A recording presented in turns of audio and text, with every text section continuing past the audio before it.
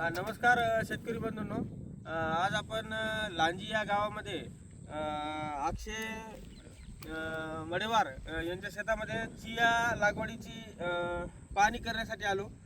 तर आपण माझ्या मार्गदर्शनाखाली त्यांनी चियाचं जसं बियाणं पेरलं आपण त्यांच्याकडूनच ऐकून घेऊ की याची लागवड कशा पद्धतीने करायची आणि त्यानंतर याला म्हणजे नेमकं पाणी कसं द्यायचं आणि आपण अक्षय भाऊकडूनच ऐकून घेऊ. सांगा अक्षय भाऊ, हे कसं आहे पीक नो नाव मेंट. सांगा पहिले. माझं नाव अक्षय मडेवार. हे पीक नो मेंटेनन्स मध्ये, याला खत लागत नाही, मातीत मिसळून पेरता येते. 2-2.5 घंटे पाणी दिलं आपण.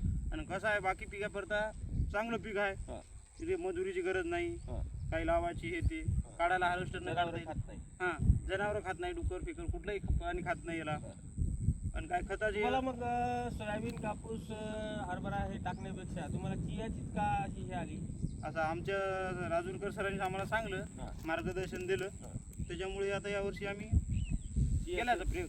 बरं, मला सांगा आता चियाची तुम्ही लागवड जी केली तर मला सांगा किती कशा प्रकारे केली, म्हणजे आधी काय केलं, त्याच्यानंतर जमिनीची मशागत कशा पद्धतीने केली आणि किती अंतरावर पेरणी केली आणि काय नेमकं तुम्हाला याच्यामध्ये हे झालं सांगा. हे नाही का, आम्ही पंजी रोटर केलं आणि 1.5 फुटावरच केलं, म्हणजे छोट्या ट्रॅक्टरनं पेरलंय. बरं, आणि पट्टा कितीचा ठेवला? हे दीड दोन पिकात याच्यातलं अंतर किती ठेवलं? 1.5 फुटाचं आहे. 1.5 फुटाचं. आणि याच्यामध्ये काय मिक्स केलं होतं? माती आपली ते सोयाबीनची जी माती राहते की नाही ती कालवली.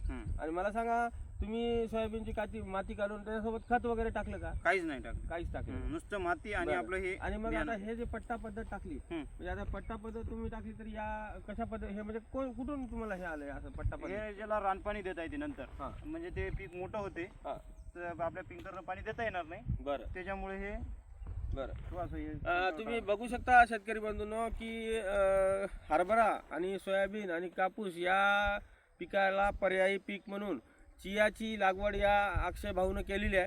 तर अक्षय भाऊला मी परिपूर्ण मार्गदर्शन केल्यामुळं या लांजी गावामध्ये जवळपास 10 शेतकऱ्याची चियाची लागवड एक एकर किंवा अर्धा एकर अशा पद्धतीने झालेली आहे. तर तुम्ही बघू शकता की या चिया पिकाला कुठलाही जनावर खात नाही, याला कुठल्यापासून धोका नाही. त्यासाठी चियाची लागवड ही आपण अशा पद्धतीनं BBF तंत्रज्ञानाच्या साहाय्यानं आपण यांच्याकडून करून घेतलेली आहे. आणि तुम्ही बघू शकता की आता बियाणं जवळपास किती दिवस झाले, किती तारखेला पेरणी केली आपण? पेरणीची तारीख तर काय लक्षात नाही, 10-12 दिवस झाले असं. 10 दिवसाच्या नंतर तुम्ही बघू शकता की वळांसर आलेला आहे आणि जे पीक आहे ते म्हणजे वर आलेलं आहे, तुम्हाला दिसतं. साधारणतः किती अंतरानं पेरणी केली? 1.5 फुटाच्या. म्हणजे खोली किती टाकली? खोल नाही टाकायचं रे. वरेच बघू शकता शेतकरी बंधूंनो की तुम्ही शेतकऱ्याचा एक अनुभव पडला तर निघू शकणार नाही.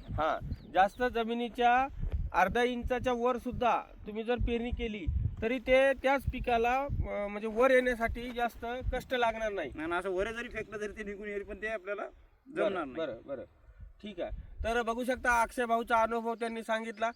धन्यवाद अक्षय भाऊ, तुम्ही सविस्तर आमच्या शेतकऱ्यांना मार्गदर्शन केलं. तुम्हीच आम्हाला अनुभव हे दिला, मार्गदर्शन. त्याच्यामुळे